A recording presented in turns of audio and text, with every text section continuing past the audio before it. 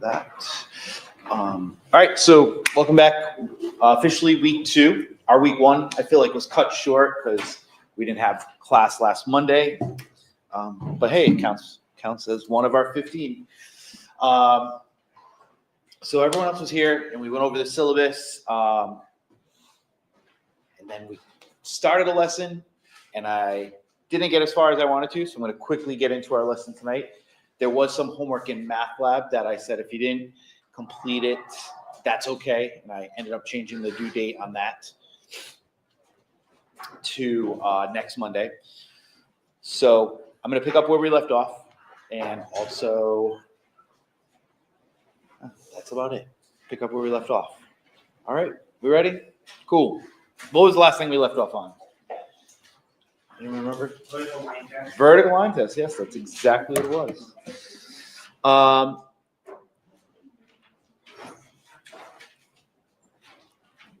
So we began talking about functions, and this is our first kind of big idea. And in this big idea, there's a lot of little pieces here. So a function, let's just remind ourselves, and we didn't get very far into the lesson. A function is kind of like a rule where every input pairs with exactly one and only one output. What do we call it when we scoop up all the inputs? Domain. Cool. What do we call the set that scoops up all the outputs? Do you write repeats? Okay, good. So if you practice that in your homework, great. And then we quickly plotted some points and led to this thing called the vertical line test.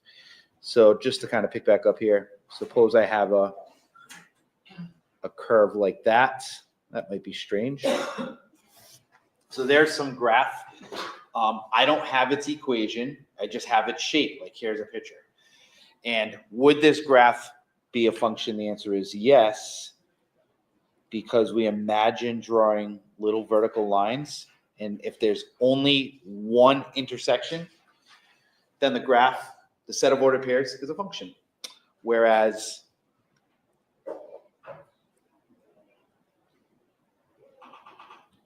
maybe triangle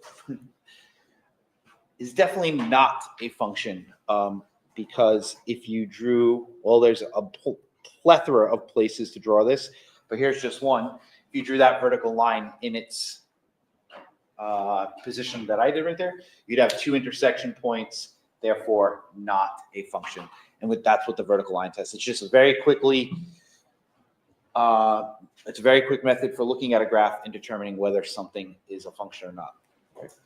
So speaking of graphs, does anyone know the most common free website yes, let me finish saying that, to use to graph equations? Someone said it. Desmos. All right, so www.desmos.com. And part of your homework, I will say, says use Desmos. I put a little instructor tip, says use Desmos as a reminder for a question like this, right? So say, is x squared plus y equal 4 a function? By the end of this course, I hope you don't need Desmos. I will say, not that I hope, it is an objective that you will recognize the structure of everything that's going on here, the fact that there's an exponent of 2 and yada, yada, yada. You will recognize exactly what type of shape of graph this is and tell me a lot of information about it. That's one of our goals. Maybe you already know, but I'm just gonna table it. If you do know, table it for now. But right now, I also want to emphasize, hey, we can use this website, desmos.com. So if you have a phone, take it out. If you are on a laptop, go to desmos.com. I will also just kind of mimic it over here.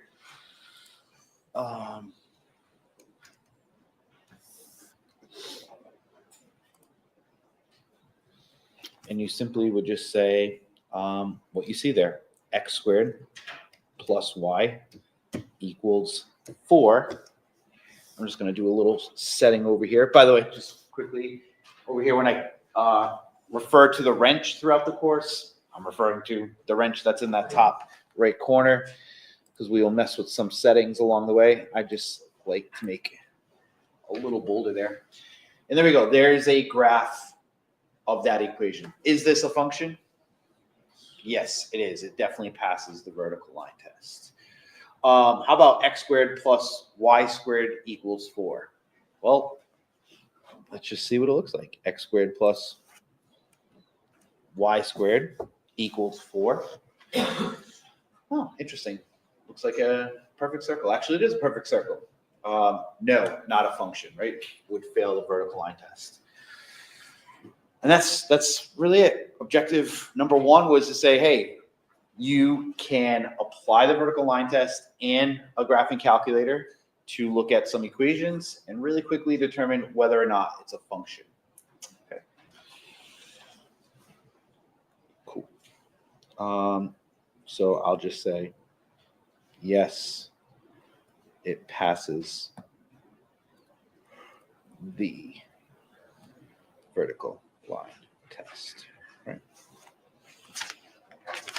And that was just to kind of get us back into what we did last time, which was, reminder, going over the syllabus and just breaking the ice. And that's where we left off with vertical line test. So onwards we go once I get my spot here.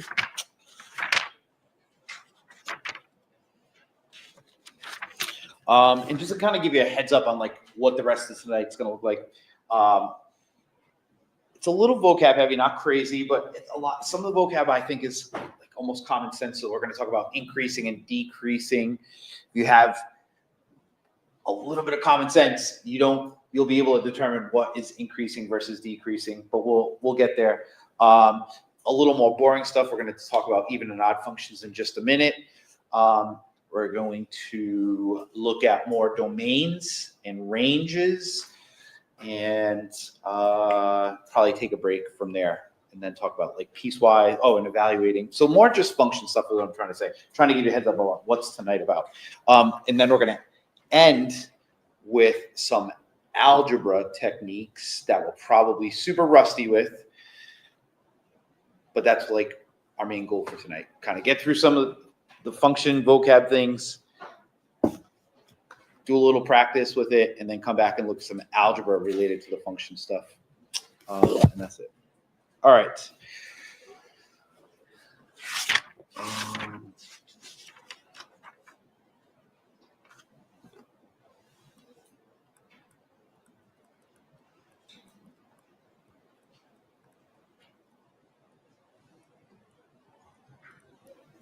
So I want to talk about domain and range from a graph. We now know if we have a graph, whether something's a function or not. Let's look at its domain and range. For example, I'm going to keep this kind of simple.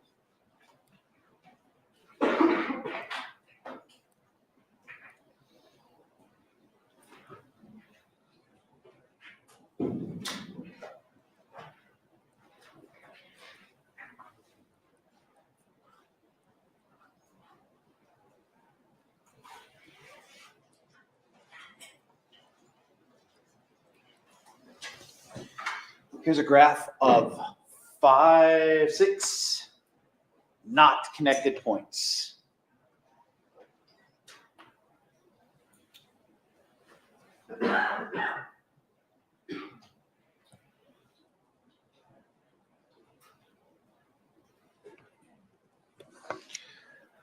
We call this a discrete graph versus a continuous graph. So in a minute, we're going to look at a continuous graph. But here's a discrete graph, just simply meaning it's not continuous. The points are not connected. They're all like little isolated points. And if you're asked to find the domain of a discrete graph, well, we're just going to scoop up all the x values that we mentioned a few minutes ago. So starting at A1, 0, 1, 2, and 3, and 4. And we literally just list them separated by commas, as you probably practice as part of your homework already. There's your domain. So they're very discrete points. They're not connected. just scoop up your x values. There's your domain. Range, similarly, we're going to scoop up the y values and not write any repeats. Okay, so maybe I'll put it in order. There's -1, then 0, then 1, then 2, and that's it. I also mentioned last time, you don't have to put it in order. There is something nice about order. So if you typed in 2, then 0, then 1, then -1, it would be marked correct as well, but just nice to have. Domain and range from a graph. Great. Questions there? Well, suppose now, very similarly, they were connected.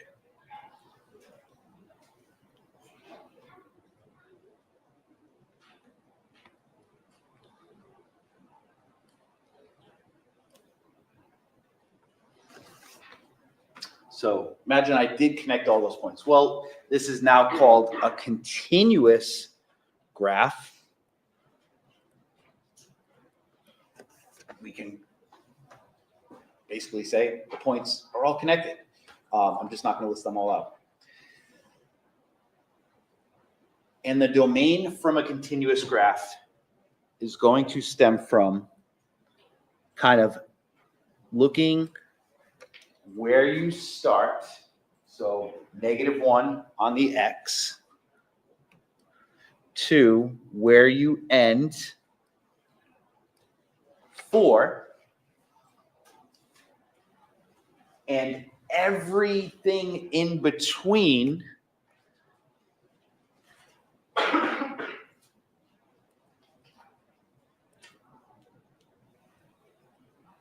is written like this. When you have a continuous graph, not isolated points, but all connected, and you're asked to write a domain, you write it in this notation called interval notation.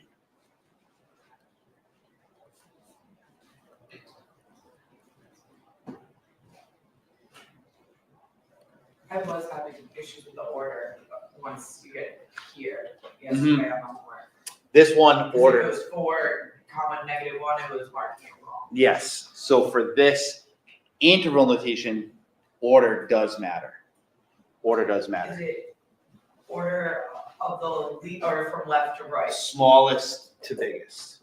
So even if the points are different and it was 4, -1.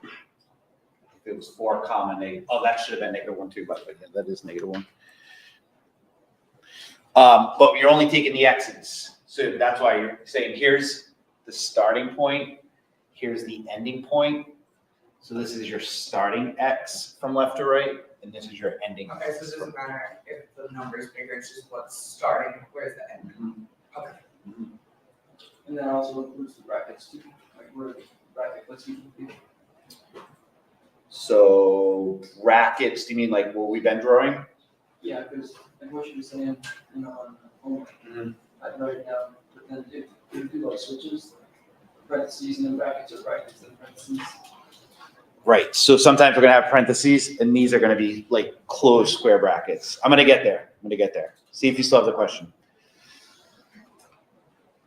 But for right now, where you start, where you end in terms of just the x's is -1 to 4. And because it's connected, we can't like just list out, like the last problem, you'd say, all right, there's these points, right here, right here, right here, right here, right here, right here. So you can say there's -1, there's 0, there's 1, then 2, then 3, then 4, and that's it. Those are the only inputs. It's like saying on this graph right here, can we input 0.5? No. The reason being there's no output at a half, so it's not in the domain. It doesn't pair with anything. Whereas in this graph, can we input 0.5? The answer is yes. There is some output there. We can input decimals and fractions. So that's what interval notation is used for when you have a continuous graph. Similarly, for the y's, we have x is 2. I'm sorry, I said x. We have y is -1, right? So those are like your y coordinates. and everything in between. So the range here is, now we do got to put this in order, 2 and -1. So -1 is a smaller number. And then we're going to 2. Is that helpful or not helpful? Yes. Helps you. It just contradicted what I thought was going on. So 0, it separates negatives and positives. Right. If you're here, you're small. These would be big. So the more you go that way, the bigger you are. And that's true with like money. So if you're over here, if you're in negative money, you're in debt. And most of us students are. But then you get a job, so you stop making money. And the more you are over here, you want to be on Elon Musk territory, right? Be super rich. But that's the idea. Those are bigger numbers. So you always list small to big in interval notation. When you're just listing stuff like bing, bing, bing, not separated, not connected, you can throw it in whatever order. But when you do have a continuous graph, it must it must be listed in interval notation and in order. I got a few to go. We're going to do a handful of these. All right. So let's see. New example.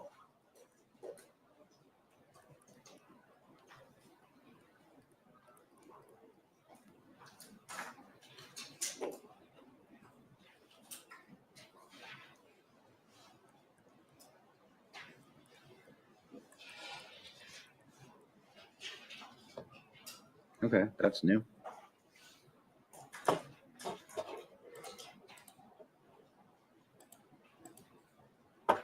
Not sure what that is. Okay.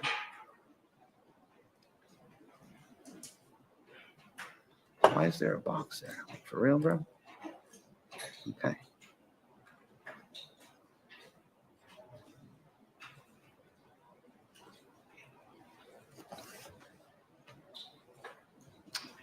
Messing with your mind a little bit.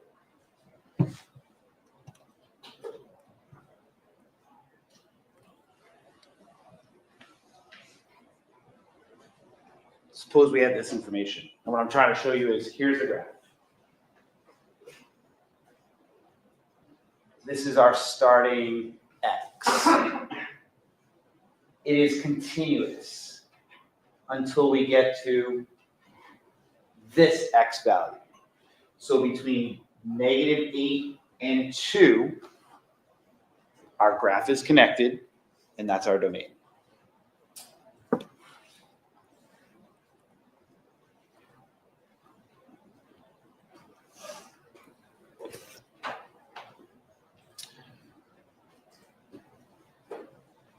Now, on our Y,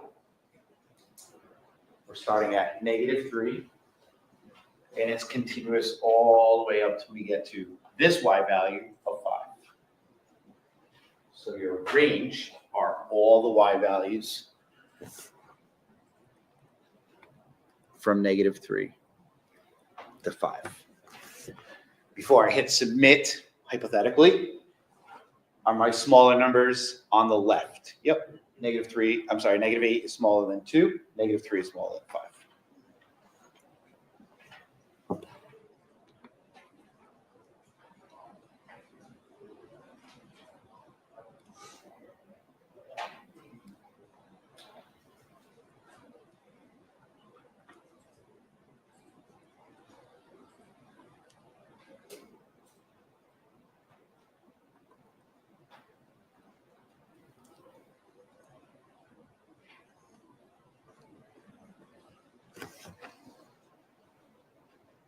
Give a minute to sketch that out.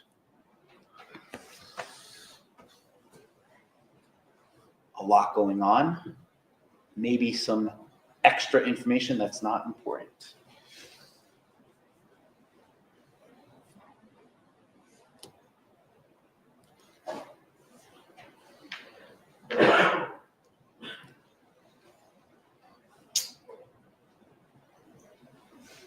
what is the domain and range of this graph? So again, we kind of think, where am I starting? Well, right there. And then it's connected all the way until right here. So what are the x values from there to there? -5 to 7. Boom.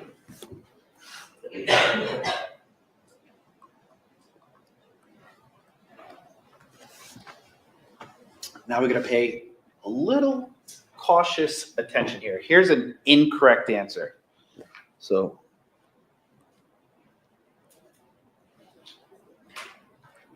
you might not want to write this, but I'm going to say, if we continue to play this game, it seems mad easy, right? So you're, all right, so take this point. Seems like that's what we're doing, like what's working out so far. So extending this conversation, we have from here to here, start to end, all connected. So -4, 2, and maybe I should tell you, yeah, I knew I was missing one other thing here. Suppose this is like -1. So if you're like, oh, well, now I'm just going to take the y coordinate here, -4 to -1, that's going to be incorrect.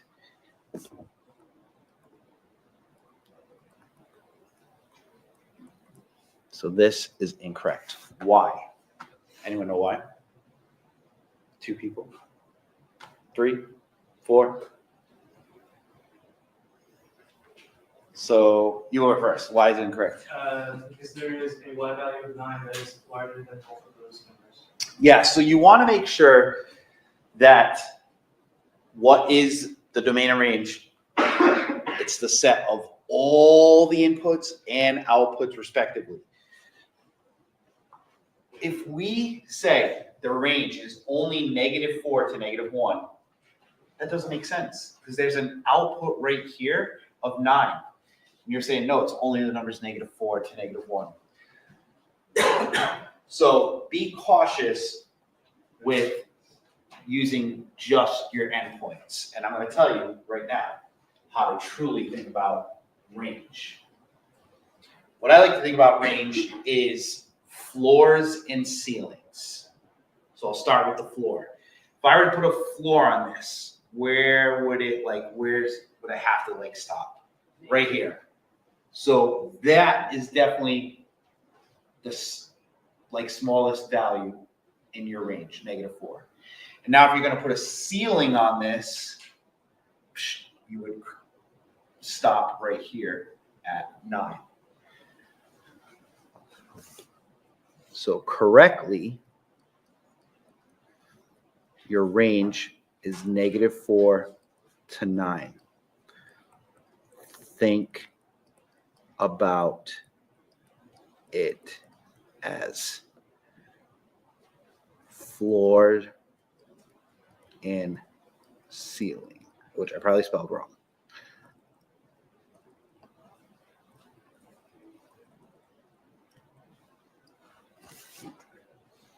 For domain, you can definitely use the start and end points that way. For range, be cautious with that. Almost don't do that at all, right? Instead, think about range as having a floor and a ceiling point there.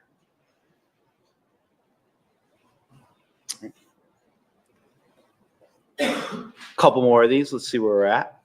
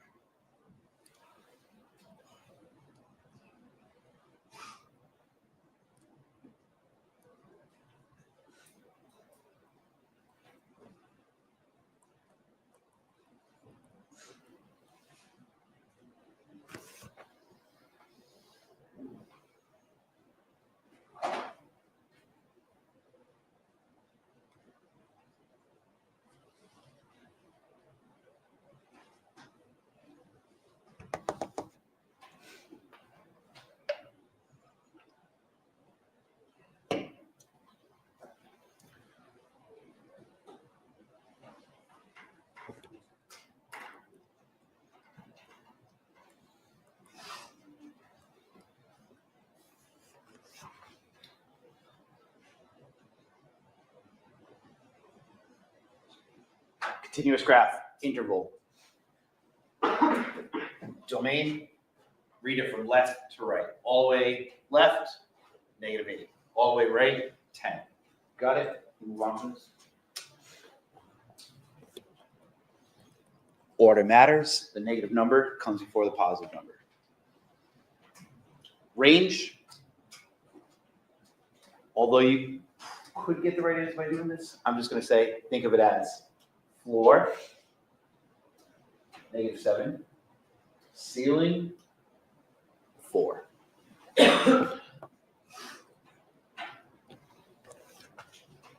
And you're done. How does this change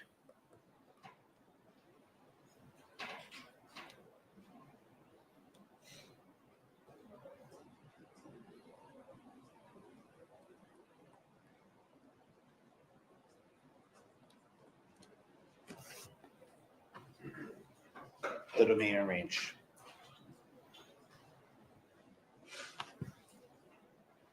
So if I have pretty much the same idea here, what is this implying to us?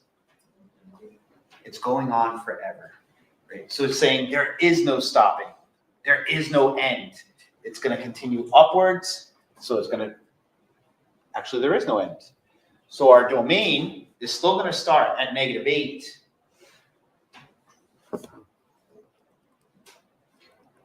But there is no end. And the way we write that is infinity. That's it, we use the infinity symbol. In addition, infinity symbols always get parentheses. There's kind of two conversations going on in the same place right now. One is domain and range, and the second is writing it properly. When you have an arrow, it implies it's going on forever. So again, we can say it's starting at -8, but there's no end to this. That means no end. Range. Does it have a floor? Yup. Still at -7. But it does not have a ceiling. So again, just means it's going onwards, upwards, increasing forever.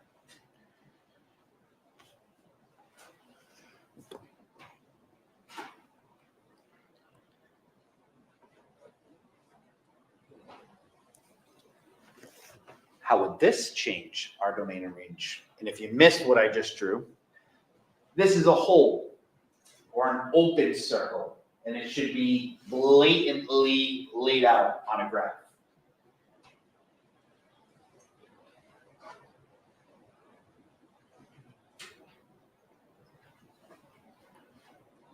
Go ahead, I know. It doesn't include it, so you don't include that number. It does not include it. It's kind of like a starting point. I'll clarify this in a minute, right? So treat it like a point for a minute. Say, all right, this is still -8. There is no end. But if your endpoint, either start or end, is an open circle, it means it's not technically there. We'll come back to that in a minute or so, right? So instead, we're going to write, oops. I'm not going to write oops. We're going to say -8 to infinity. Parentheses, always on infinity symbols. And if it's an open endpoint, if it's a hole, you use parentheses as well. As I said, two conversations are going on, not just domain and range, but how to write it. There's no more rules after this. Similarly for the range, since the endpoint is an open circle, a hole, it's not included. And that's going to tie me into what the heck's going on here. We're going to do an algebra example, and it's going to help us, not the ones I was talking about later, right?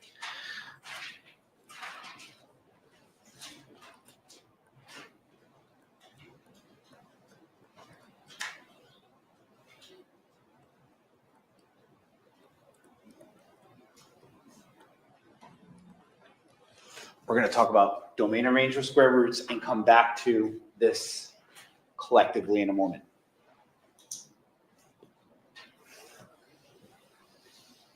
What is the square root? Let's do a brief algebra reminder. So I want you to think about what's this? What's this? What's this? That might get a little harder.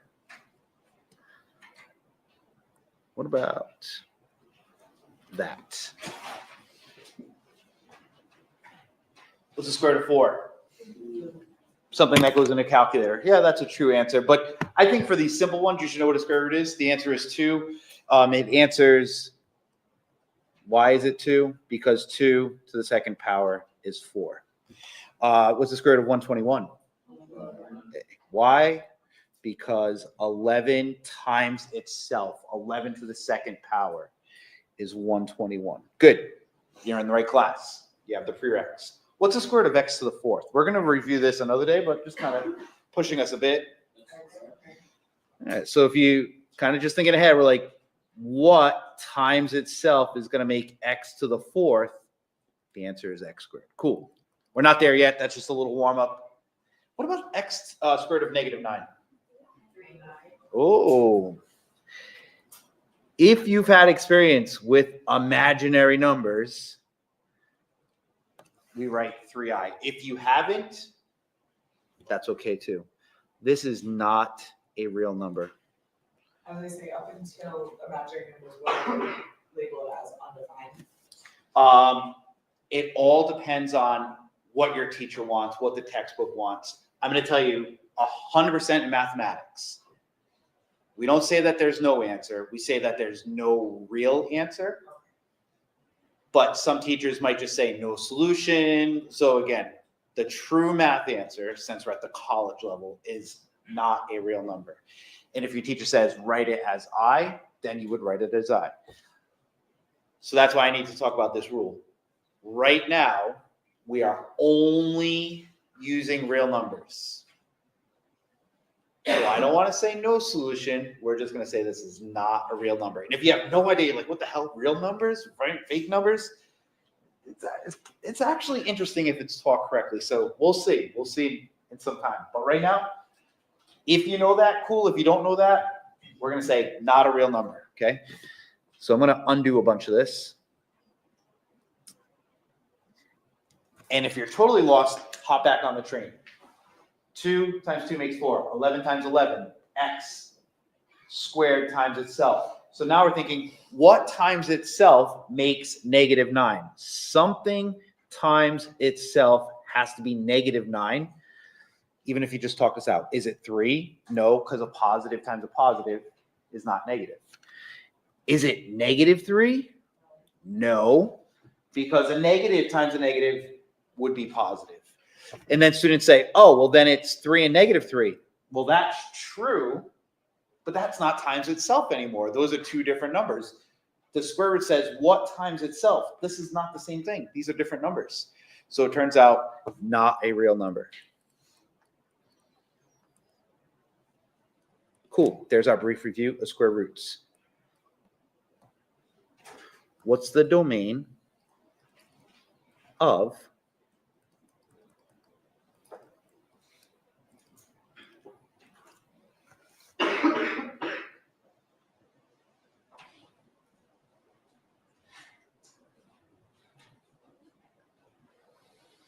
someone give me a number. Oh, 5. What else am I throwing at you here? This is called function notation. Who's seen function notation before? Cool, so I don't have to spend more than like 10 seconds reviewing it. It does not mean f times x. It just means that's a name. If you give me a number, we're going to put it right there. And then this tells you how to get the output. Someone said 5. F of 5 is that, is this, is not a real number. So we need to exclude 5 from the domain because I only want to know what numbers pair with something. That's not a pairing. 5 is excluded from the domain. Someone give me another number. 9. Oops.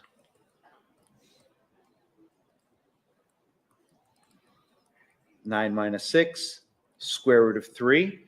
That's a perfect answer. Most of us don't like that. That's actually a great answer. Now, we can approximate it if you have a calculator.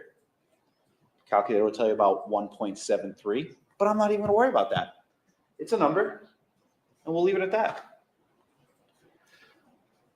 What's the smallest input that will pair with something? Because now we found that 5 doesn't pair with something, 9 does. Here's a hint, between 5 and 9. What input is the first input between 5 and 9 that is going to pair with something? 6. How did you know that? Yeah, lucky guess. So let's see. F of 6 is 6 minus 6, which is square root of 0. What times itself makes 0? 0. And to emphasize this, what if we went to 5.9? That's pretty close to 6. It's not quite 6. It's just under it. We'd have 5.9 minus 6. We'd have negative 0.1, and that's going to be an issue. If we go beyond 6, is that ever going to be an issue? No. One way of finding the domain of a square root function is to guess and check like that. But now that I step back here and I say, wait a minute, I can do this more efficiently.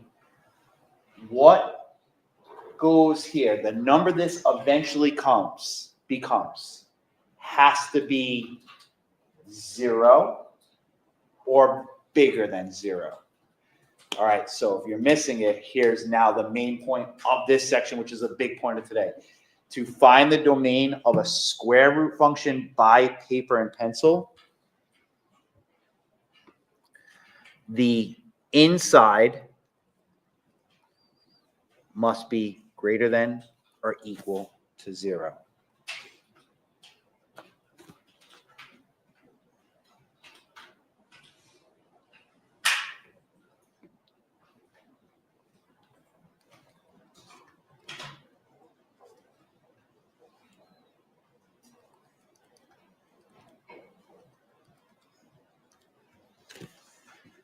Let's find the domain of this function g.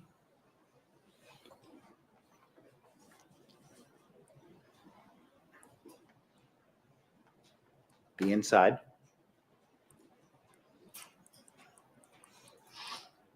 must be greater than or equal to 0. We set up this algebraic inequality, which you treat just like an equation, unless you divide by a negative, you switch the sign. We set up this inequality, subtract 15 on both sides.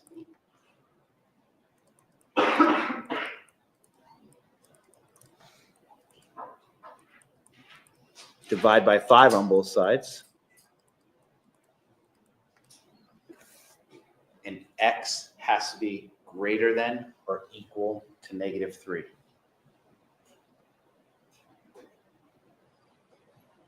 This is called an inequality.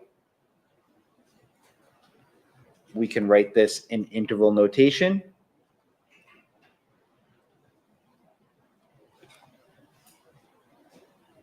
And there's our domain. Furthermore, if we're allowed to use a graphing calculator, or just for emphasis, SQRT, that's a shortcut of 5x plus 15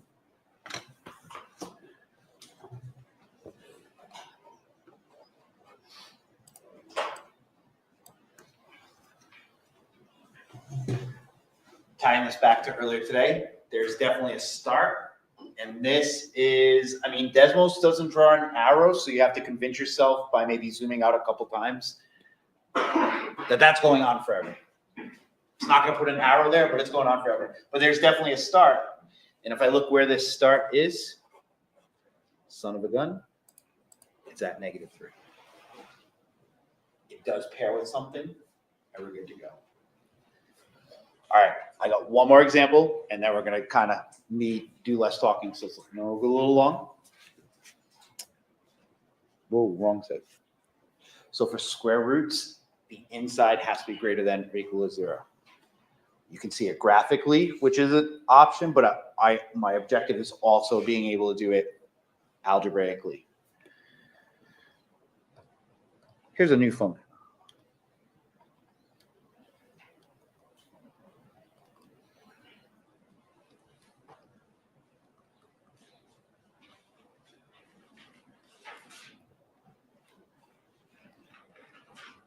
What number can we not divide by? 0. That's going to be a problem. If we divide by 0, calculator's going to blow up in your hand. No, it won't, but it'll say error.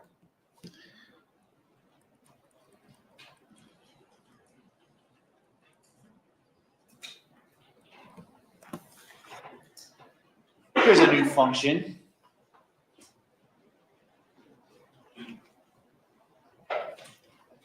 Which we informally say 1 over x minus 6. And I have no problem with that.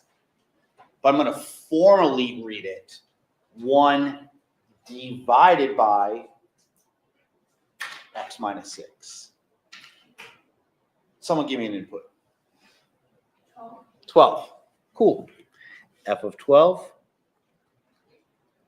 12 minus 6. 1/6. Perfectly fine answer. You want to know what that is as a decimal? Take 1 divided by 6. Tell you on a calculator. Cool. F of 12 is 1/6. Someone give me another number. 52. All right. 52 minus 6. 1 over 40. Take away 2. Take away 4. 46. 146. Doesn't seem to be any issues. Give me a number that's going to cause an issue. 6. F of 6 is 1 over 6 minus 6, which is 1 over 0, which is an issue. Do not say 6 pairs with 1 over 0. It's just like saying in a square root function, this pairs with square root of -9. No, you have to recognize that is not legal. That's not a good thing. We have to say this is not an output. This is undefined. Dividing by 0 is what we say undefined. 6 is not in the domain. Anything else? We can play the game of coming up with numbers all day and night. It's not going to be an issue. And stepping back again, looking at this, I might say, oh, yeah, like you give me a number, I can subtract 6. I'm going to make another number. I just don't want to make 0 here. What's going to make 0 here? 6. All right, that's a very simple case, but now we can lead to the fact that says the denominator cannot be 0 in division functions. 2 main objectives today. There's been a couple already that we've hit. Domain and range from a graph, interval notation. But these 2 are the biggest 2 so far today. The square root has to be greater than or equal to 0. And if you have a division, the denominator can't be 0.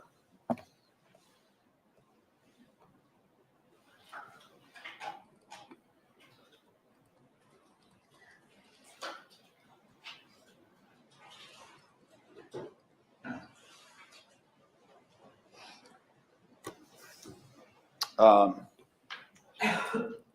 84. What is the domain of this function? We say the denominator can't be 0. Add 84 to both sides.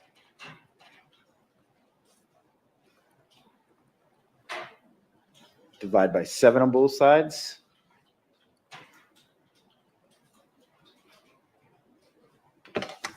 Use a calculator. and you would find that x cannot be 12. This is not an equation. This is not an inequality. This is not interval notation. It's fine. It's just saying, I like this best. I do. It says x can't be 12. But if someone says, well, write that in interval notation, I roll my eyes, but we're going to do it. I can be any number but negative 12. That means negative infinity. I'm sorry, but 12 to 12. I'm going to introduce the symbol U, which stands for union. 12 to infinity. And at 12, I did not use the square bracket because you're not allowed to input it. 12 would cause a division by 0. We need to exclude it. This right here is the interval notation for our function. I'm going to come back to it. It'll show us what this graph looks like. 1 over 7x minus 84. Kind of zoom in a bit here. And look over here at 12. Not to be concerned about the shape. It's definitely something funky going on here, no doubt. But is there an output at 10? Yup. Is there an output at 11? Is there an output at 12? We're looking. There's no output at all. There's just no output. Output at 13? Yes. Output at 14? Yes. But there's no output at 12. This is called a rational function. And if you go back, why would you? But if you did, look at our syllabus statement. We spend at least one full week, 2 lessons on rational function graphs. So something else to come in the future. All right.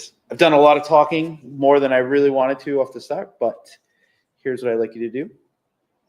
We're going to do a couple minutes of independent thinking. I want to just make sure everyone's kind of following along here.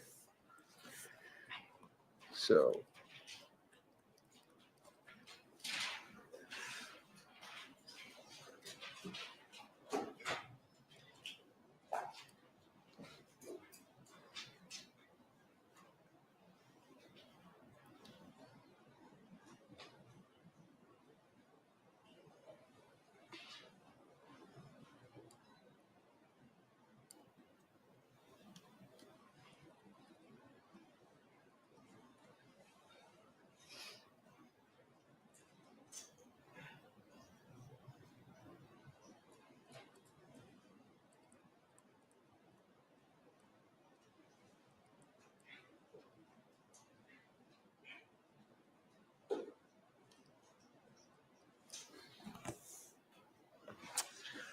what is the domain and range of this graph?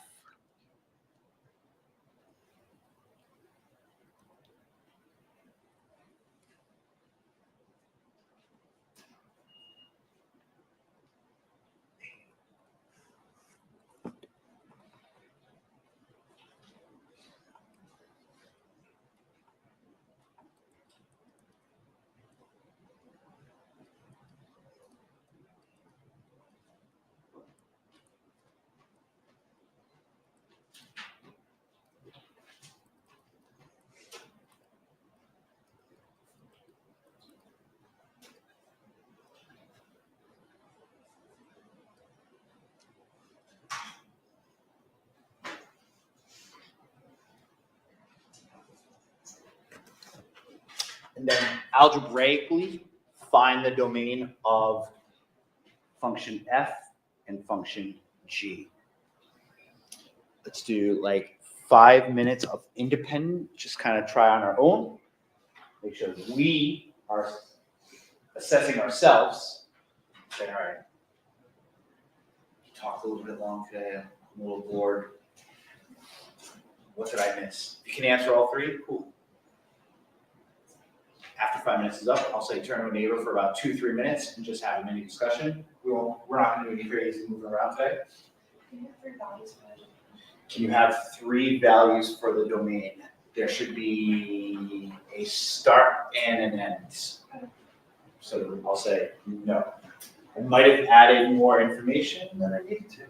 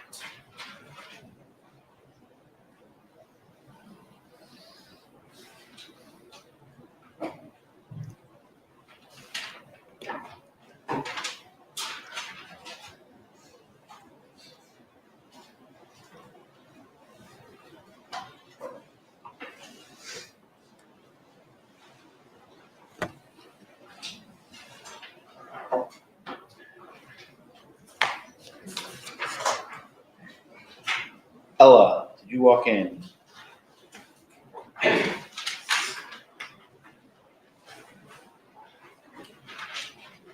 Salome?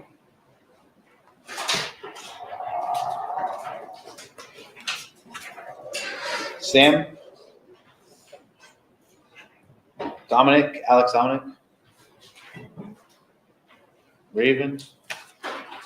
Who else walked in? Who came in after 10? What's your name? Alex What's your last name? Van Meeren. You're all set.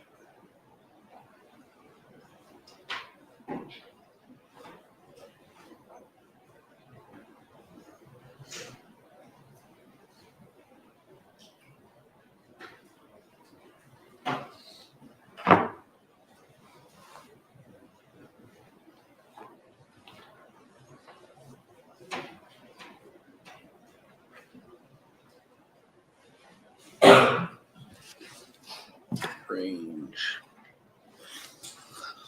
All right, if you want to take a minute or two, introduce yourself to a nearby neighbor. I'm gonna run out for a minute myself, and then we'll discuss this. So with a couple minutes, maybe just share. Yeah, if you haven't met the person next to you, say, hey, I am Sarah, Joe, Matt, and go through these really quick. And if you need to use the restroom, now's a good time to do it. We'll come back and go over it and talk about a couple other things. I'll be here.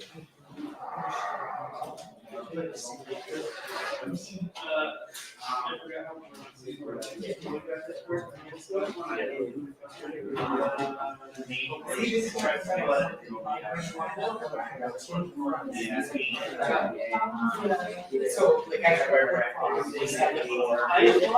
They were.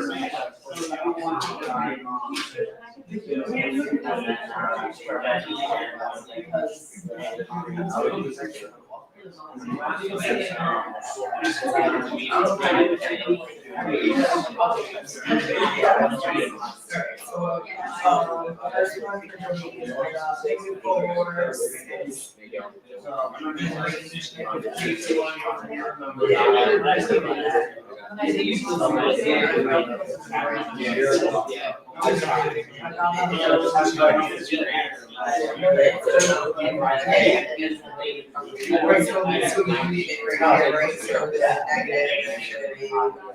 was following all the time, and I was understanding what it said, and I like knew until we got to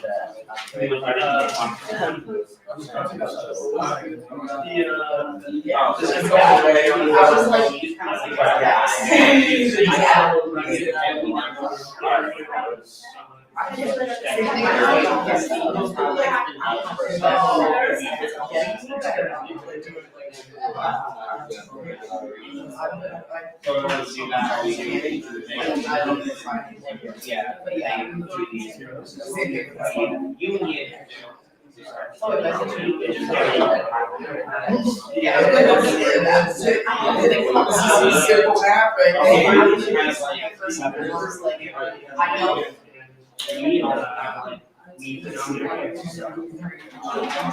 Oh, I think it's 6. I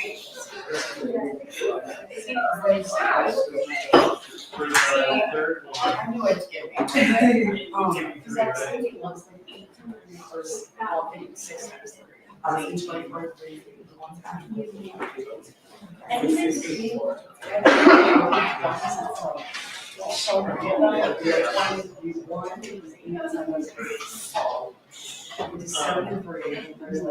It's so nice that getting to donation.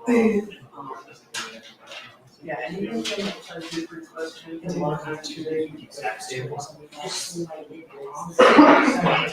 Yeah.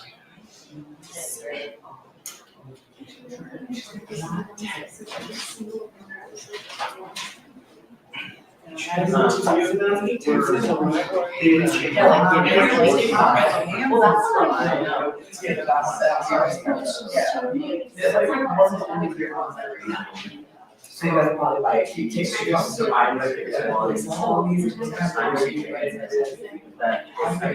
Today. No, yeah, like it's alright. You go Thursday. Okay. See the one that was saying.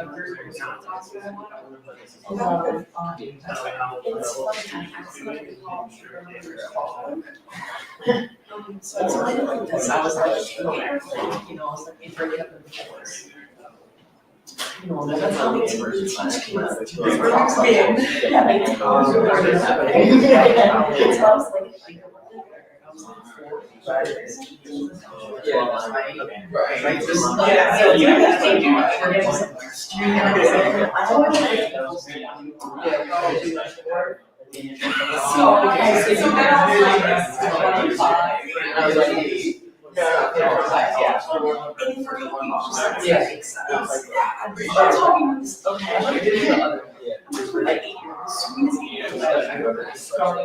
Yeah, no, I would have that.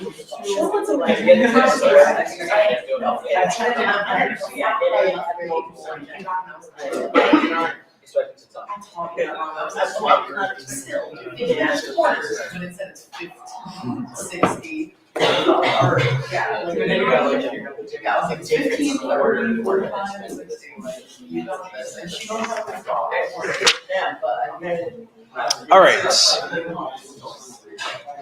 Give you a little break to meet a friend, get your mind back on track.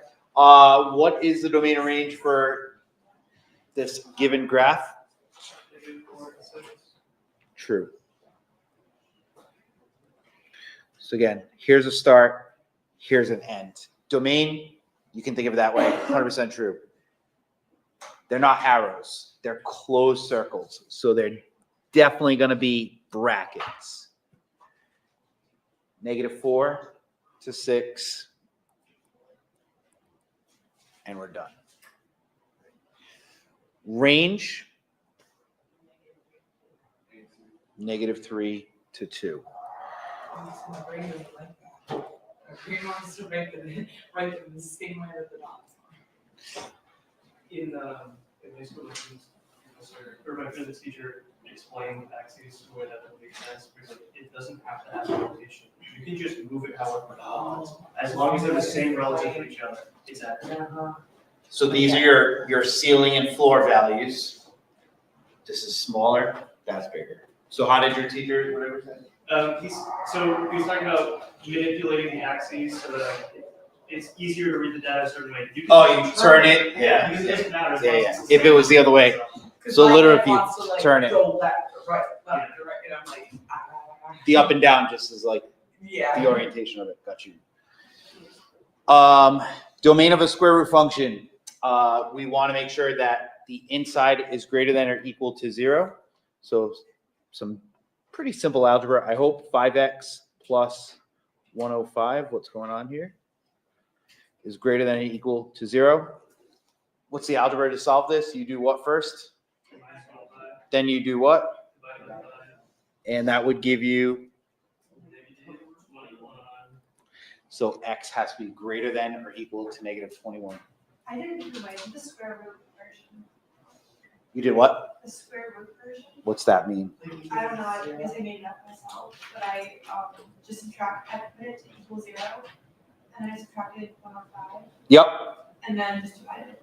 yep, that's what we did too. I just didn't show the steps. Okay. Subtracting 105 and then dividing by 5. I had you guys talk it out and you would get, did you get the negative 21? Yeah.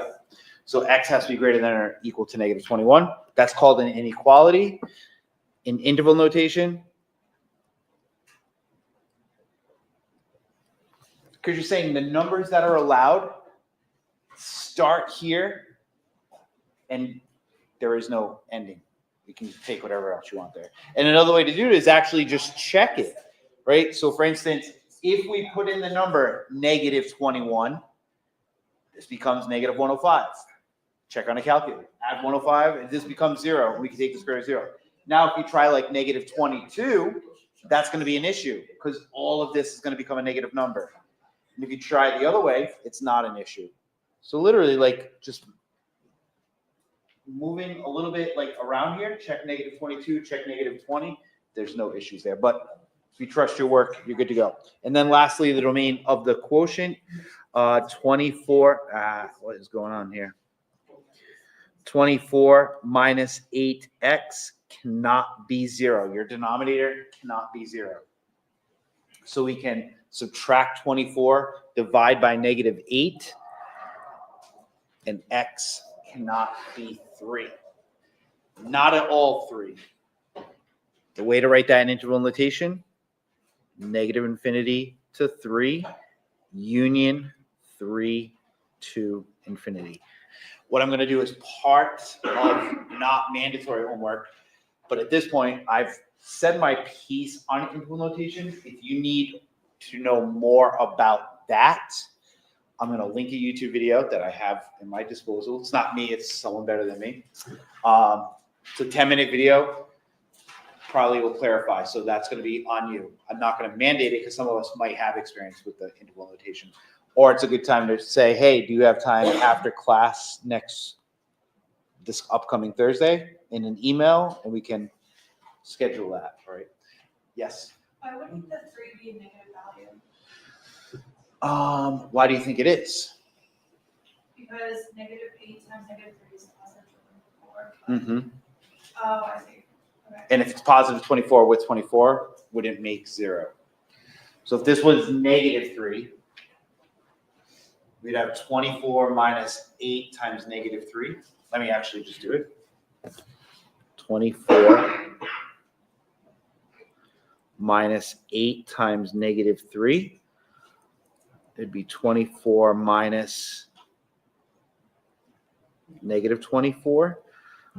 And then this is like a keep change or whatever, something in a calculator. It's going to make 48, not 0.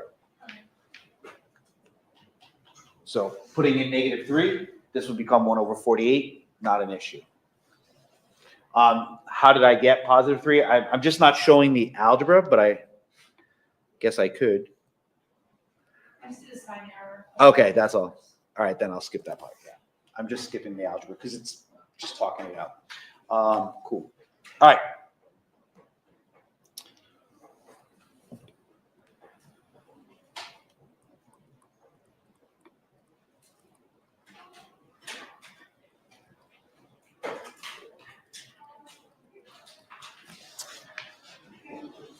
While I did my little well, I had to use remember that. So while I was out there, I said, I'm gonna change what I had in mind.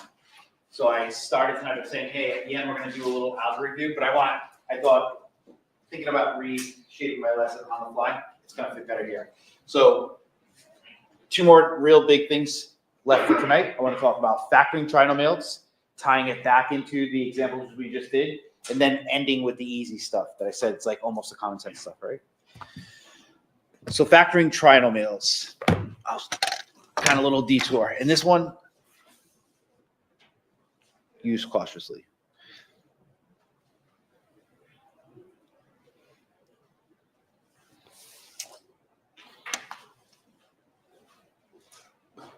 You wouldn't have been in this course if you have never seen anything that looked like this before. It's called a trinomial. 3 terms, x squared, negative x, and minus 5. They're not like terms, they don't combine, that's all prerequisite skills. Just briefly bringing it into life. Factoring basically means we need to rewrite this expression as a group times another group. And there is an algorithm, which is a fancy word for a set of steps that works. And the algorithm that I use, because there's more than one algorithm, if you're a side note, you do Rubik's Cubes, an algorithm is like a set of things you can do. You memorize them to solve a Rubik's Cube. And there's different rules to follow. Well, same thing here. There's different things you can do, but the one that is most common and the most appropriate for our course, and if you take an applied calculus, is the AC split the middle grouping method. Are you calling the ACE method all one thing? Okay, very Your circles. Yeah. These words are words you could, like, you find a YouTube video for if you needed more review. I'm going to do a couple. We're going to move on. To remind us, if you know the algorithm, cool. If not, cool, just hang tight for a few minutes. But more importantly, if you don't, here's its review. We call this A and C. And you do a little side work. And you multiply A times C, and you get negative 30. 6 times negative 5 is negative 30.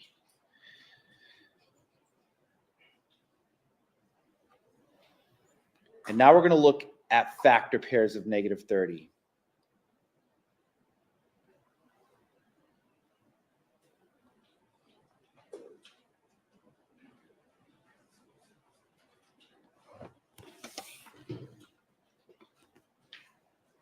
I think I missed one, but that's okay.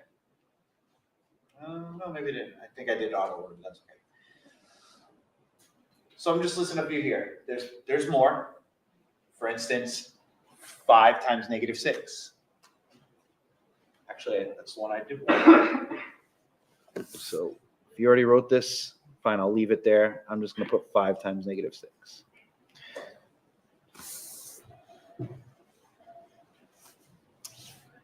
Again, there's more here, but I'm going to stop here because the algorithm also says, as you're thinking about these, you want to find the pair that when you add those two numbers, for instance, if I add negative 30 with 1, it makes negative 29.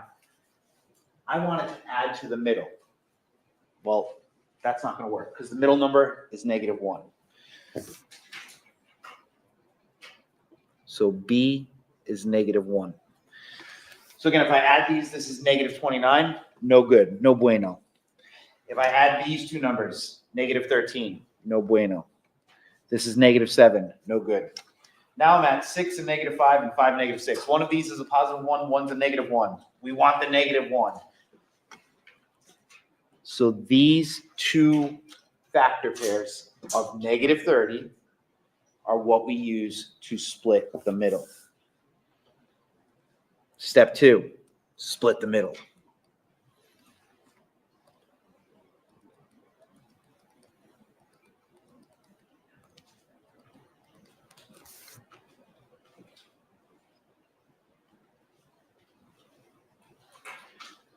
Step 3, you tackle the first two terms and you pull out something called the greatest common factor. Again, you wouldn't have tested into this course if you didn't remember, if you never saw it. If you forgot it, I want to remind you, you take out the greatest common factor, which is the biggest number that goes into 6 and 5 and the common variable.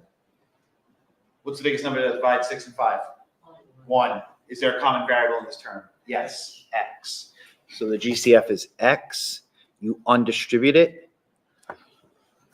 It's like you're unfoiling it. Unfoiling it, I guess, almost. And this would become 6x plus 5. Now you look at your next two terms.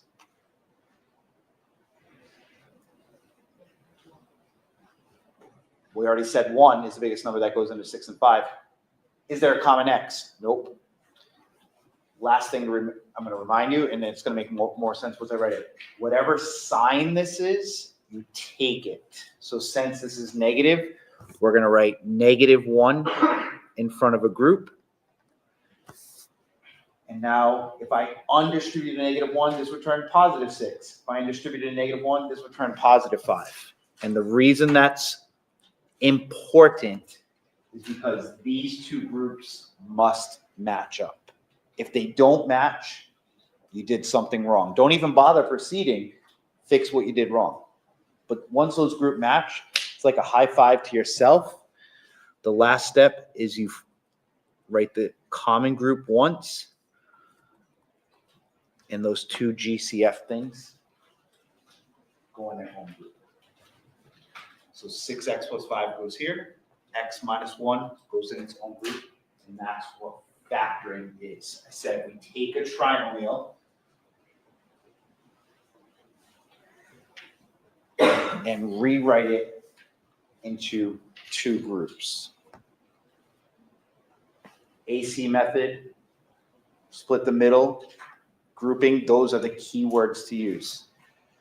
There's other algorithms called like slide and divide, box method, and I appreciate all of them. I think as a math person, they're super cool. But this is the most efficient. It's what we can use for future ideas. Slide and divide doesn't work for future ideas. Box method doesn't work for some of the ideas. This will always work. So learn this method, practice this method, and we're good to go.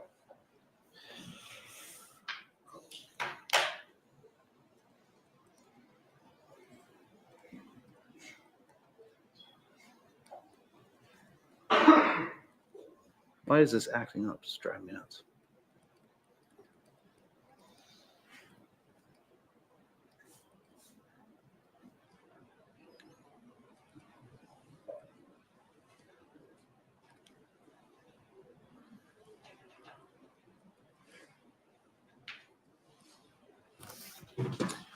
Find the domain of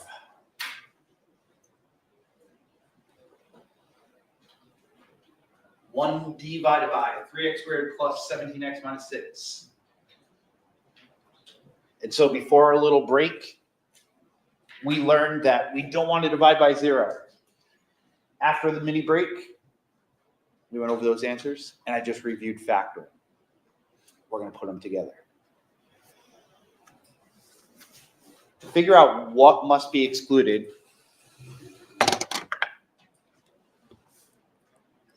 factor the denominator.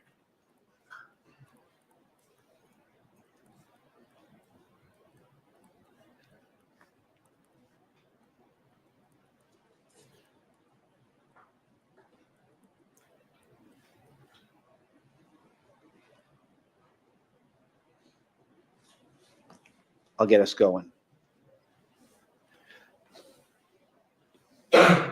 A times C is -18.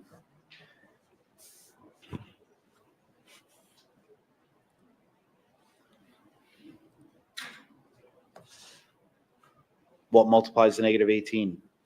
1 and -18. Do those add to 17? No. Pretty close, though. How do we fix this? There you go. Do those add to positive 17? Yep. Split the middle.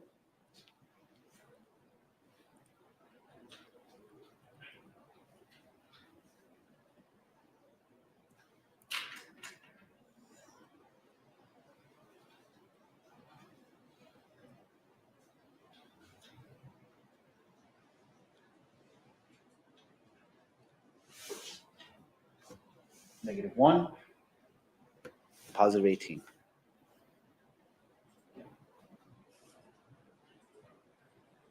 Take the GCF. Still 1, but there's a common x.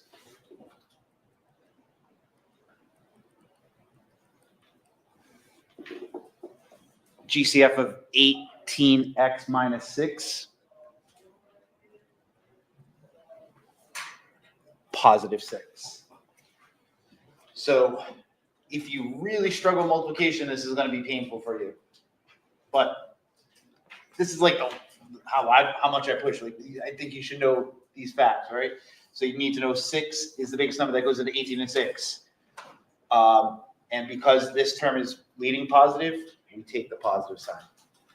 You undistribute it, it's like dividing out. You get another group of 3x minus 1. And finally, we're here. Okay.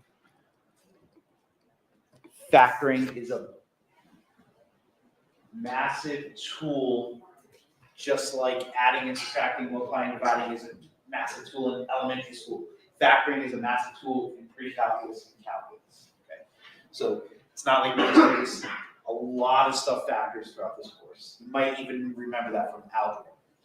So Will you always get I got the same answer, but I did 18x minus, will you always get the same? you'll always get the same answer. So how you split the middle doesn't matter. You'll always get the same two As long as groups. it's right side. As long as it's the right signs, yes. So if you did 18 minus 1, that's fine. If you put the first. But if you use this pair, you're not going to get the right answer. You're going to be off by a sign again. So, cool. All right, so we factored the denominator. 2.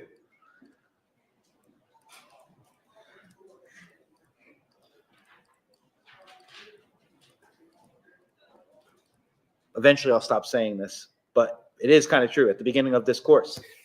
Math always builds off a previous course. So in a previous course, you did something called the zero product property. And if you don't remember it, you don't have to. I'm telling you, you did. You said, if we have factors equal to 0,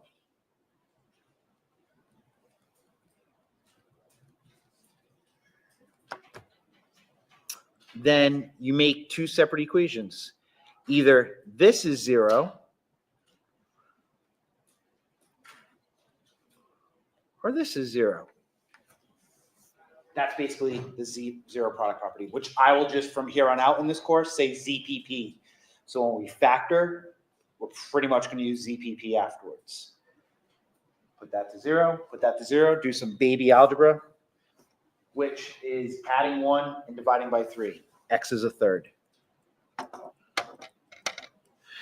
Subtracting. X is nothing. -6. And what's the big picture? Step 3, answer the damn question. Find the domain of this. We factored and we said, hey, if X is -6 or 1/3, and I'm just going to use -6 really quickly. -6 squared is positive 36 times 3 is 96. You sub in -3 here, then take away 6, and I promise you, do it on a calculator, it's going to make 0. And the same is true for a third. That's what we just found. So we factor, we said, hey, when is it now 0? These two things. So technically, those are excluded values. 3, our domain for that function is -infinity to -6. Has to be in order. -6 to 1/3.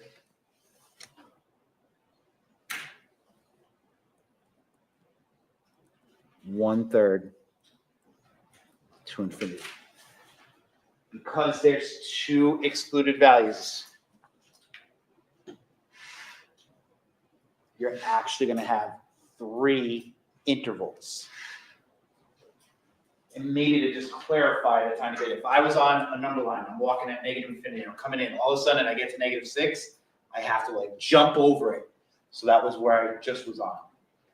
Now I'm on this piece until I get to 1/3. there's an issue. I have to jump over 1/3. I can't use it. That's what this is saying. And then from 1/3 forever, I can walk forwards. That's why there's like 3 minutes there. So I'm going to ask you to practice that as well. All right, the easy part to end out the night. Increasing, decreasing, and constant intervals.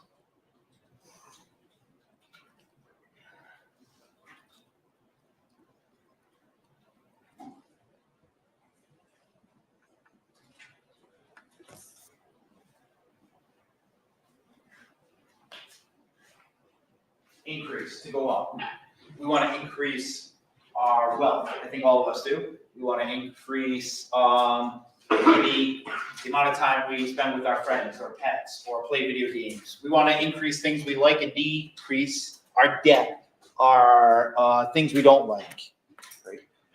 And so if you just kind of apply some common sense, what is a graph that's increasing? It's going upwards. This is increasing. But not all graphs are lines. Curves can increase. And they can increase in 2 ways. Kind of slowly and then really fast. So it's like, yo, I'm going up slow and then really fast.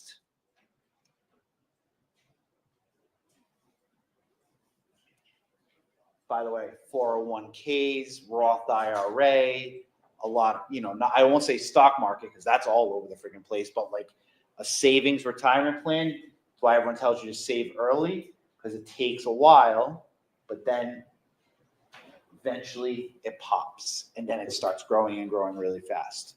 Another way you can increase is really fast and then slow down. So it's like, kind of like maybe, I don't know, the sale of something super popular. A new Pokemon set comes out. Everyone runs to the store and gets them right away. Mad hot item. But then what happens? Well, years pass, a new set comes out, you lose interest, whatever. People still buy them, but they're just not going up as much. But these are 3 increasing graphs. This one's strictly linear. Those are curves, but they're going up. And I just think if I was a little ladybug, I'm going up. I'm going up. I'm going up. I don't know how to say it. It's common sense.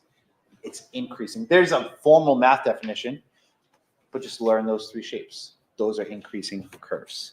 Decreasing. I don't have to take it as long. There's a decreasing line segment. We can decrease really fast and then slow down.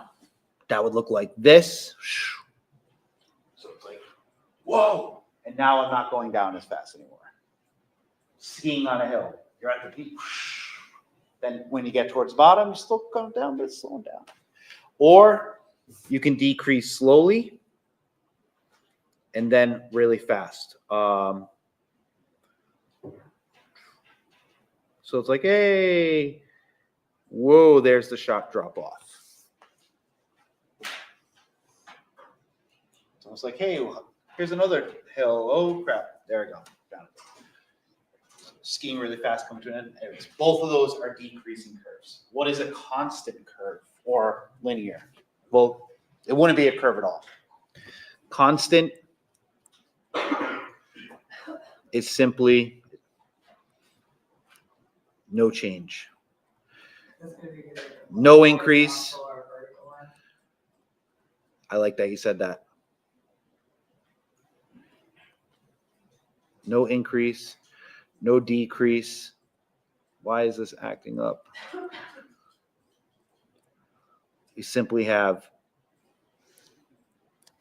a horizontal line.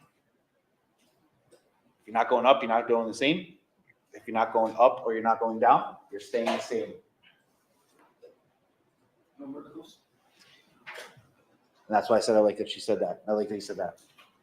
No verticals. Because a vertical line would not be a function. Oh, okay. So we're gonna talk about functions, but that's cool. All right.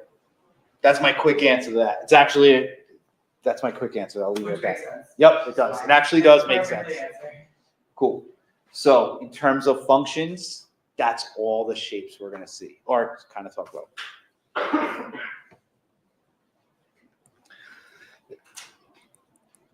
And this will get us into Thursday's lesson. Probably get you out of here a few minutes earlier than I was planning.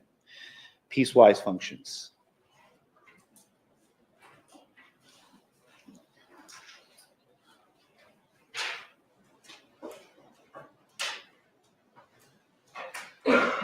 Piecewise functions.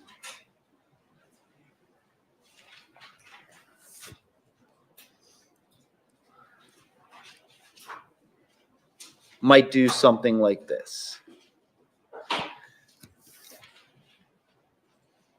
I know you all heard of y equals mx plus b. We're going to review it at some point here. But that's a line. That's an increasing line segment.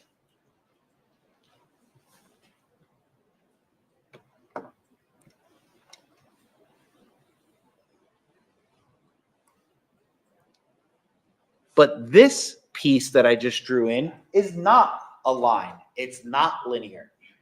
That piece, I'll just say, is not linear. There's a name to it, but I'll leave it at that.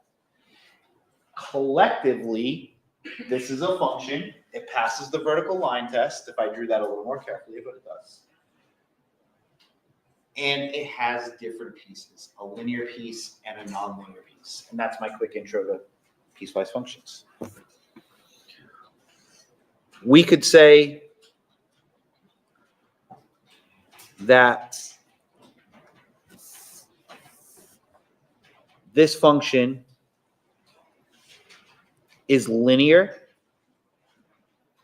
for x less than or equal to 1.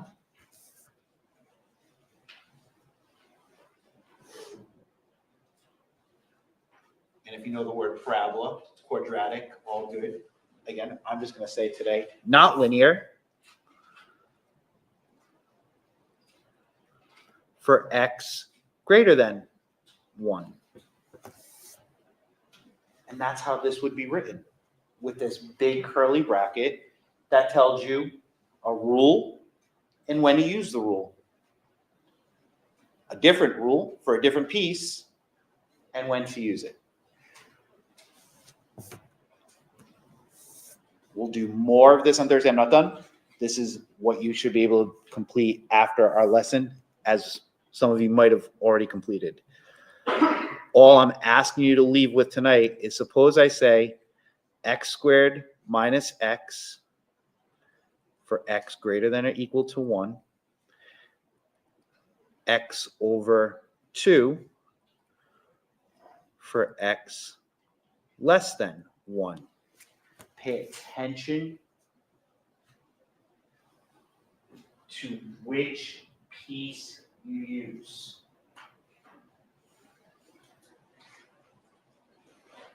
Use this if x is greater than or equal to 1. Use this if x is less than 1.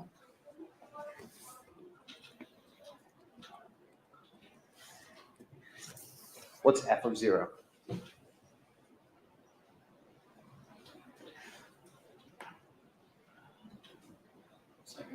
The second one. Cool. We're going to use this one. This is saying the condition. You're inputting a number less than 1. You're going to take 0 and divide it by 2.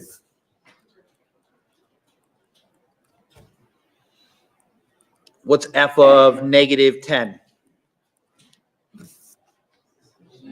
Same rule, right? So you use this piece of it because the condition's telling you if your input is less than 1, which it is, negative 10 over 2. Which simplifies to negative 5. You know where I'm going with this now, right? What's f of positive 10? The first rule, because we're inputting something greater than 1, 10 to the second power minus 10. Last question for tonight. What's f of 1? The first one. Pay attention to your inequality symbol. It says strictly less than 1. Don't use it. It's not whatever you feel like. This is the one you use. It would also be 0. All right. I'll see you on Thursday. Wednesday. I'm going to mess that up a million times. I'll see you next class. I'll start saying that. Because I messed up I'll leave it at that.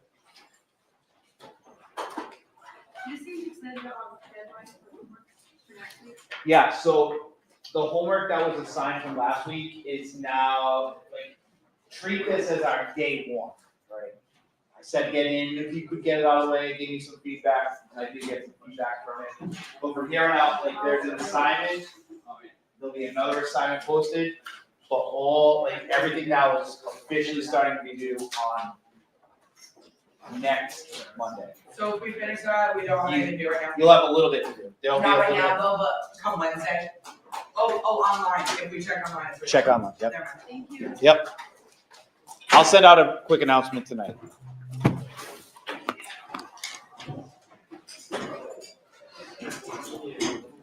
Thank you. You got it.